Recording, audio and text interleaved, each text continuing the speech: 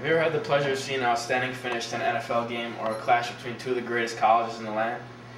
Either firsthand or on television, you know how great football can be. Every day we argue whether our team is better or worse against our family members. Many of us do know about the game nowadays, but many of us do not know how the game has originated. Today I will be telling you about football and how it has developed through the years, from college to the pros. The first occurrences, let's start by talking about the first signs of football. HistoryOfFootball.net says that in 1820, Princeton played some type of running game and Dartmouth College played some type of kicking game. Princeton played like it was like a rugby game, but Dartmouth was more of a soccer game. But these two together, later on they combined to call Old Division football, which was somewhat like football, some type of hybrid game. According to Buffalo.edu and many other sports historians, the first National Football Club was the Oneida Football Club, founded in Boston around 1861. These rules were also unknown. They are somewhat hybrid of the two sports of rugby and soccer. But along at the same time, another club in Montreal was introduced. They were more of a rugby club, and they contributed a lot to the sport of Canadian football, and which later contributed to the sport of football we have today. And later, you may have heard of Rutgers being the birthplace of college football. Well, that is true. Rutgers and Princeton played an outstanding game in 1869 of some type of football. According to HistoryOfFootball.net, it consisted of 25 people, 11 fielders, 12 bulldogs, and 2 peanutters. These peanutters were supposedly the defensive men, and they would guard the opposing team's goal. It was still not the football as we know it, but it inspired other colleges and universities to develop a college football. As a result, 4 colleges, Yale, Harvard, Princeton, and Rutgers, which later became known as the NCAA, as they developed a new game, and it became one of the greatest leagues still to today.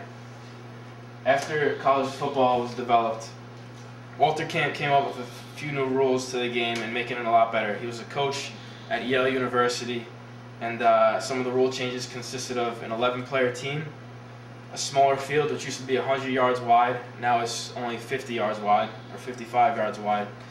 He introduced the line of scrimmage and the first down system, where back then if you did not travel 5 yards in 3 downs, then you would turn the ball over to the other team.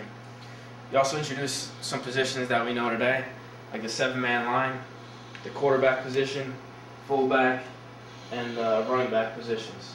We have a lot to thank Walter Camp for what he has done for us today for a football game. In the coming years, football had a reputation of the injury risk. 18 players alone had died in the year 1905, and it was because of the lack of gear, and one of the rules is you could drag the players across the football field to gain more yardage.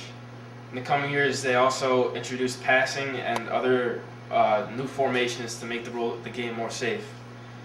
It was not enough, because by 1908, 33 more players were killed on the field. After this, they added more padding, and the game was more accepted amongst the public. Soon after, pro football was developed around 1920. Olympic athlete Jim Thorpe was named president of the NFL, and its 11 teams located in the Midwest. It was not as popular as college football at the time, until entertaining players like Red Grange and Benny Freeman entered the league. And soon after, they invented the championship system in 1933, and where the 2 teams would play for the best team in the league. It became more popular after World War II because of the faster-paced games and more scoring. When 1950 hit, it was a major sport and considered one of the best sports, along with baseball, football, horse racing, and boxing. Soon after the NFL was developed, there was another league out there called the AFL, and the NFL took notice of this. In 1970, these two conjoined to form the NFL, the National Football League. The result was the most electrifying game in the world, called the Super Bowl.